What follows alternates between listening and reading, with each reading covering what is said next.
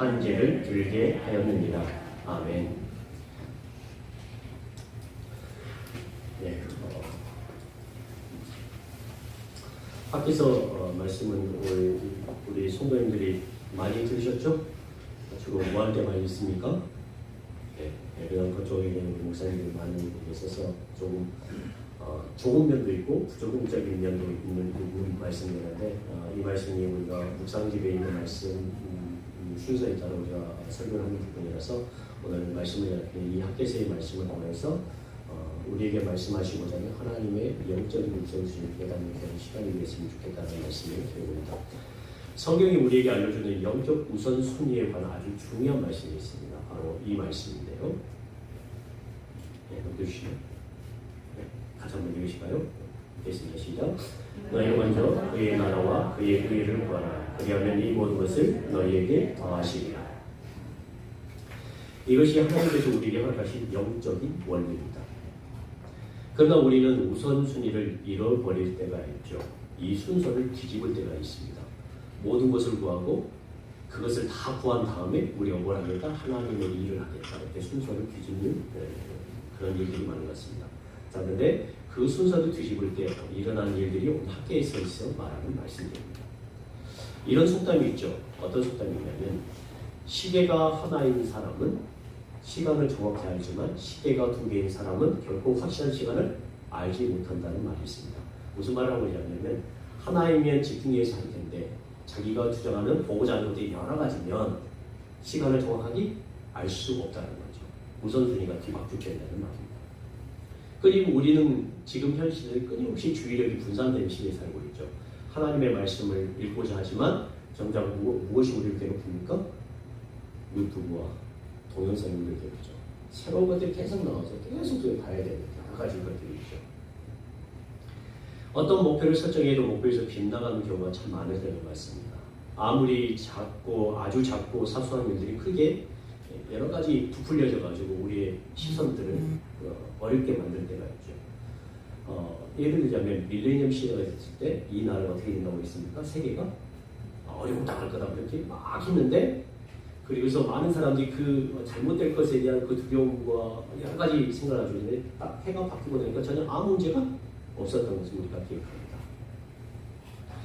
그래서 신앙인들이 가장 존경한 인물 중에 한 사람이 토저 목사님이 이런 말을 했는데 어떤 말이냐면 우리가 하나님의 사람으로 바르게 잘 살아가기 위해서는 뭘 최우선순위로 삼냐면 하나님을 만나는 것, 하나님을 살아가는 것을 삶의 최우선순위로 생각해야만 한다고 이렇게 말했습니다. 이것이 그리스도인의 행복한 인생의 우선순위입니다.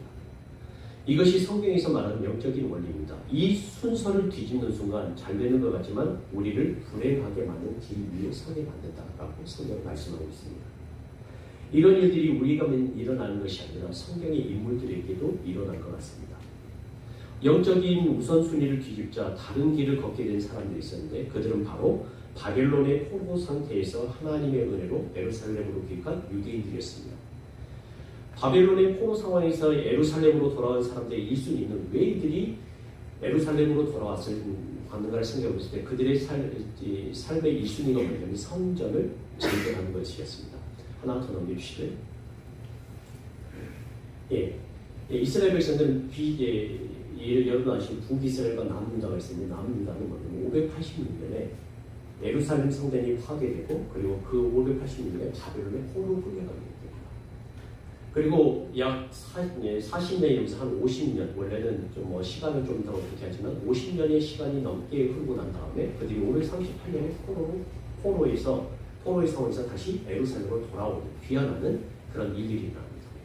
그래서 그 귀환하고 나면 2년 후에 이들이 그들의 목표로 삼았던 성전을 건축하기 성전의 기초 공사를 했습니다. 근데 성전의 기초 공사를 쌓으니까 이제 어떤 일이 일어나냐면 이 성전 공사를 방해하는 사마리아 사람들과 여러 방해 세력이 일어났습니다. 그리고 이 성전이 건축되면 어떤 일이 일어날 것이라는 그 방해 공작을 바벨론의 왕이었던 다리오에게 편지를 써가지고 서신을 보내가지고 알리고 그래서 다리오 왕이 어떻게 했냐면 520년까지 성전을 건축하지 말아라 라고 했습니다.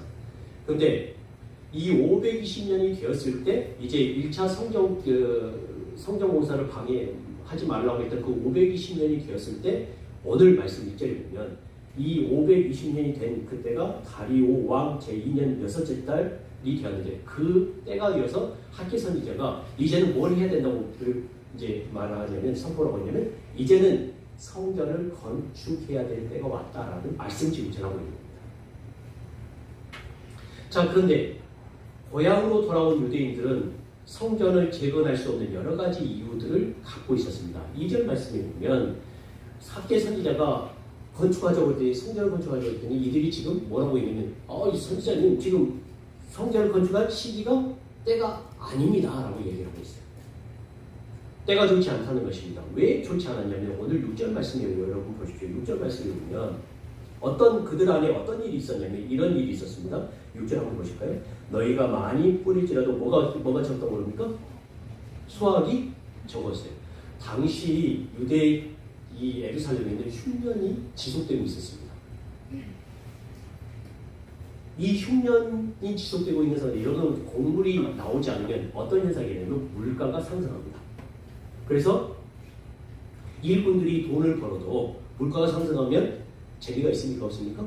없죠. 그래서 일꾼들이 돈을 벌어도 어떤 현상이면 구멍 뚫린 전대에 돈을 넣는 것 같은 그런 일꾼들의 수고가 헛수고가 되는 이런 상황들이 일어났다는 것입니다. 그럼 이런 안 좋은 시기에 성전을 지금 재건하려고 하면 이스라엘 백성은 어떻게 했겠다? 도저히 못하겠다는 그런 마음이 있다는 거죠. 하지만 학개 선지자는 돌아온 유대인들의 상황이 힘든 이유가 너희들이 힘든 이유가 지금 흉년과 물가 상승과 다른 여러 가지 상황들이 있는데 그것 때문에 어려운 것이 아니다라고 말하고 있는 겁니다. 그들이 뒤로 미루었던 성전을 재건하지 않았기 때문에 너희들이 지금 힘든 상황이 되어 있다라고 설명을 하는 겁니다. 선지자께는 너희들이 힘들고 어렵다고 하는데 성전은 기초공사만 하고 약 20년 가까이 방치해놓고 너희들은 지금 어떤 곳에 있는지 한번 생각해봐. 완벽한 집에 거주하고 있다라고 표현합니다. 여러분 완벽한 집이라는 것은 부유한 집, 때로는 뚜껑이 덮인 집을 말합니다. 반면에 성전은 기초공사만 하고 아무것도 짓지 않았으니까 지금 뚜껑이 있는 상태다 없는 상태다? 없는 상태라는 거죠. 성전은 지금 황폐해져 있는데 너희들의 집은 지금 부유하고 그리고 너희들이 집을 갖고 계서 지금 열심히 노력하고 있다. 뭔가 잘못되어 있지 않느냐라고 말하고 있는 겁니다. 이것은 앞뒤가 맞지 않는다. 힘들고 어렵다고 하는데 너희들의 집은 놀라울 정도로 부유하다고 학개는 지적합니다. 학개는 계속해서 만약 이런 상태, 하나님과 성전이 먼저 되지 않고 자꾸 너희들의 일상과 너희들의 삶이 먼저가 되면 어떤 일이 계속 일어나게 될 거냐면 너희들이 지금은 부유한 집에서 살고 있지만 나중에는 결국 어려움에 처하게 될 것이라고 지금 말하고 있는 겁니다. 하나님께서 지속적으로 수학의 어려움을 겪게 할 것이라고 말합니다. 여러분 9절부터 11절 한번 보십시오.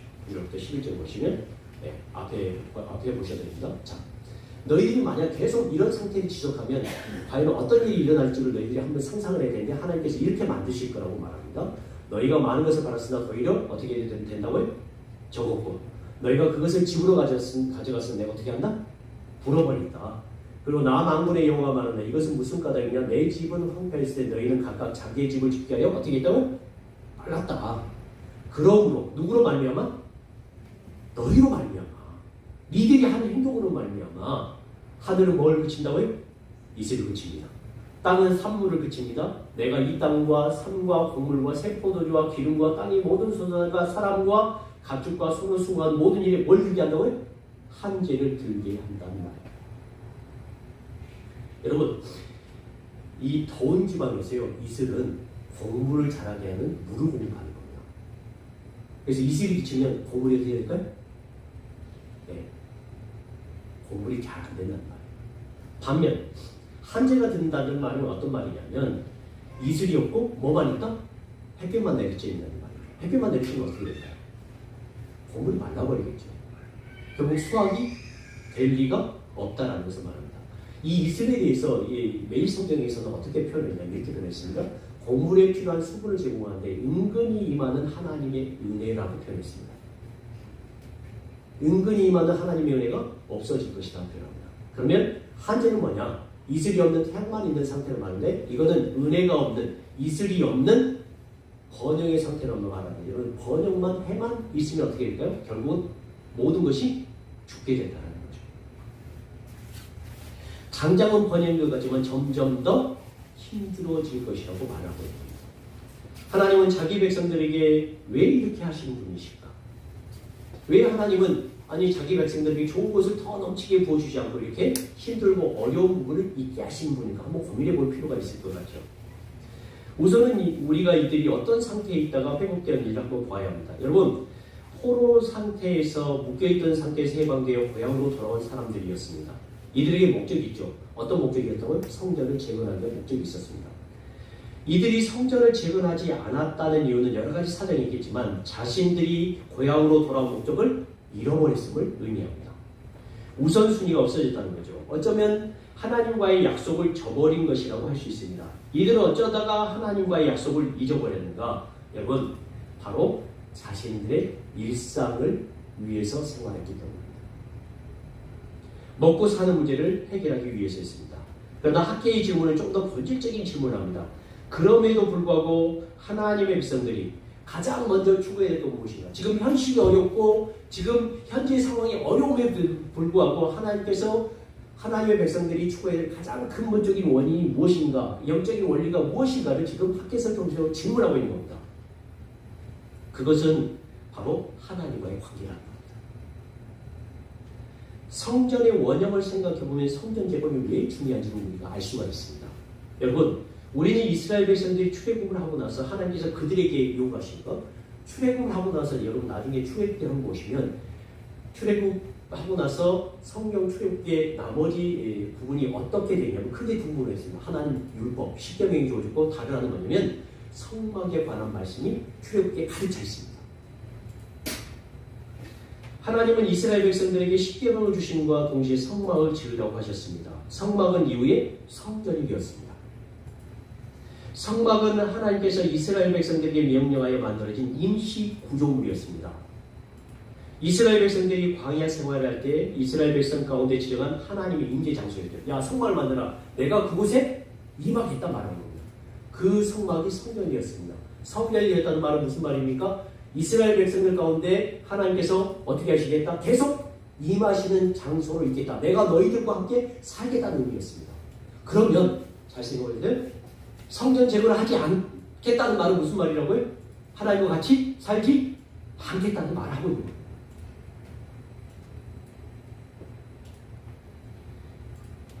여기서 또 한 가지 언급해야 할 것은 이스라엘 백성들은 하나님께 순종하지 못하여 자신들이 망했다는 것을 역사적으로 알고 있는 사람들이었습니다.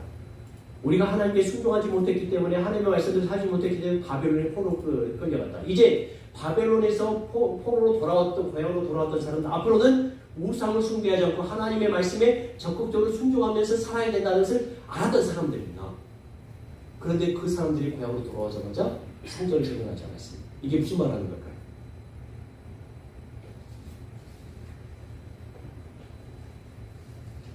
하나님과의 관계가 무너졌음을 의미합니다.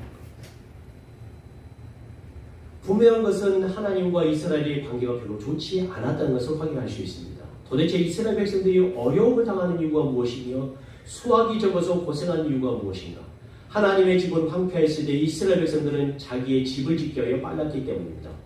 백성들의 생산성이 떨어진 이유는 영적인 삶을 무시했기 때문입니다. 또한 이러한 이스라엘 백성들 향해서 하나님은 학개입을 통해서 2절 말씀에 이렇게 말합니다. 어떻게 말하냐면 만군의 여호와가 이같이 말하여 이르노라 이 백성이 말하기라고 표현합니다. 여러분, 하나님은 이스라엘 백성들과 언약을 맺고 나서 이스라엘 백성들은 어떻게 되냐면 이 백성은 내 백성이라고 있습니다. 내 포로로 귀환한 사람들에게 지금 어떤 말을 쓰고 있습니까? 이 백성은 내 백성이 아니라 이 백성으로 이야기를 하고 있다는 거. 하나님과 이스라엘 백성들의 관계가 지금 좋지 않다는 것을 말하고 있는 겁니다. 왜 하나님은 그러함에도 불구하고 이스라엘 백성들에게 이렇게 하시는 걸까? 이스라엘 백성들이 열심히 일을 해도 생산성이 떨어집니다. 이스라엘 백성들이 열심히 일을 해도 나아지지 않습니다. 왜 하나님은 이스라엘 백성들에게 이런 과정을 거치게 하는 것일까요? 우리에게 가장 중요한 것이 무엇인지를 알게 하시기 위해서입니다. 우리의 궁극적인 필요를 채우기 위해서입니다. 우리가 하나님을 최우선순위에 둔다면 그분은 우리의 가장 깊은 필요를 채우실 것입니다. 하나님과의 관계를 소홀히 하면서 자신의 안락과 필요를 채우는데 열심히 살아오면 결국 마지막에 파멸할 것입니다. 성경이 가르치는 영적인 원리가 그렇습니다. 우리도 같은 일을 겪을 수 있습니다. 이스라엘 백성들이 하나님을 최우선순위로 두지 않았기 때문에 그들의 수고가 헛수고가 되고 생산성은 떨어지고 물질적인 소유가 그들을 만족시키지 못합니다.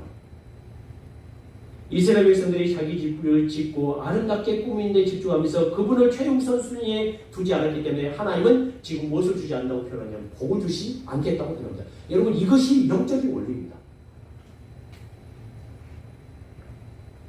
이 영적인 원리를 잘 설명하고 있는 표현이 신명기 28장 36절부터 41절의 말씀입니다. 한번 넘겨주실까요? 네. 우리 같이 한번 읽어보실까요? 천천히 한번 읽어보실게요.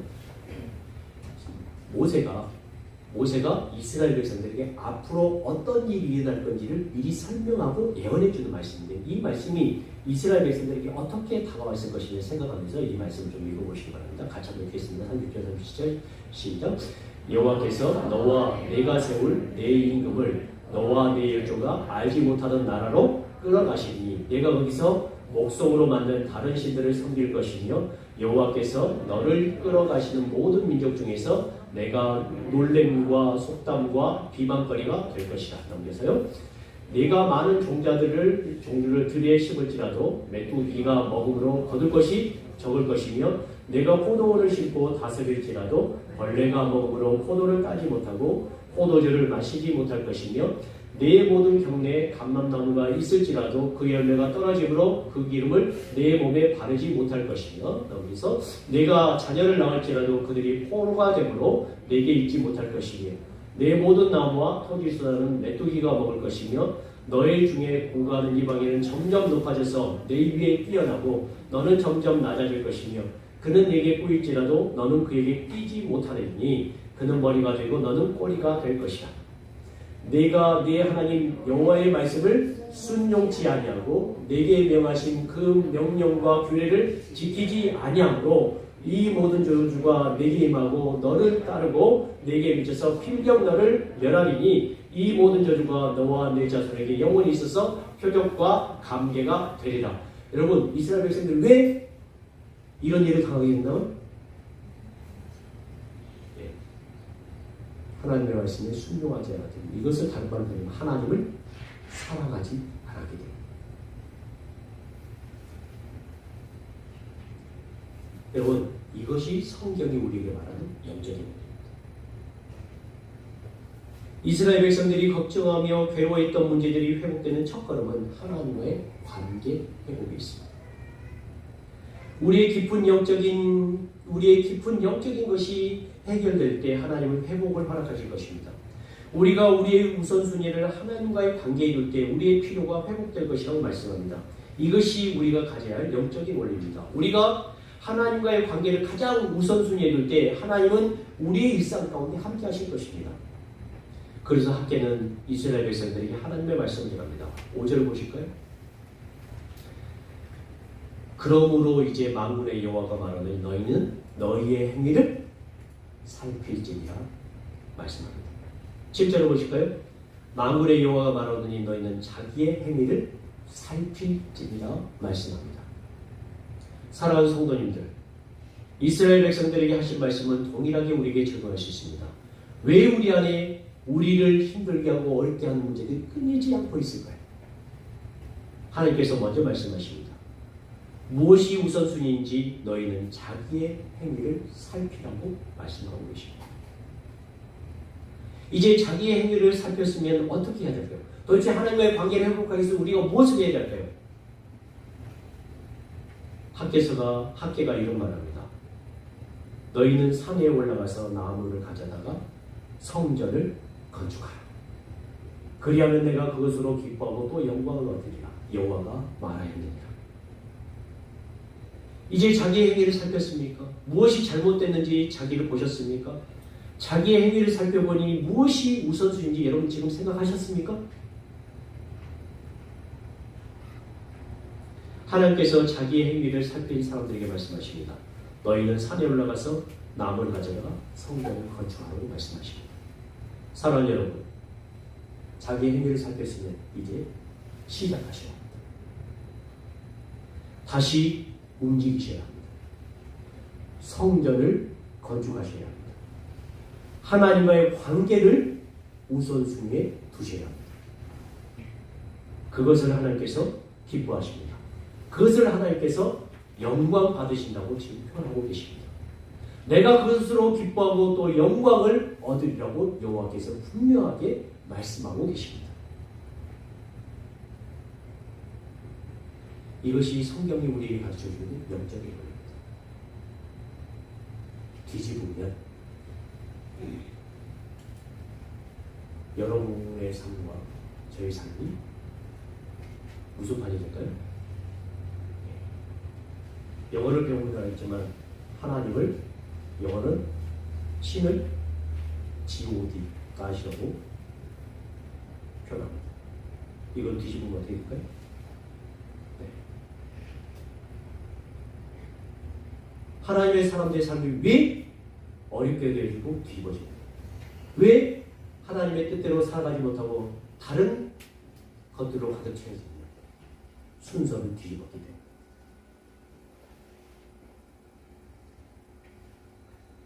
하나님께서 여러분에게 요구하신 것이 무엇입니까? 돈을 버는 것입니까? 체력을 가꾸는 것입니까? 집을 사는 것입니까? 아니면 다른 무엇을 요구하고 계십니까? 하나님께서 말씀하십니다. 하나님을 사랑하라고 요구하고 계십니다. 이것이 우리의 우선순위가 되어야 합니다. 어떤 분은 그러실지 몰라요. 아니요, 목사님 그렇지 않습니다. 거기가 우선순위라면 우리 망하는 겁니다. 지금 먹고 살 것이 없는데, 당장 해결할 것이 없는데 도대체 어떻게 해야 됩니까? 여러분, 그것을 하지 말라고 하는 일입니까? 아닙니다. 그것조차도 무엇을 위해서? 하나님을 위해서 하십시오.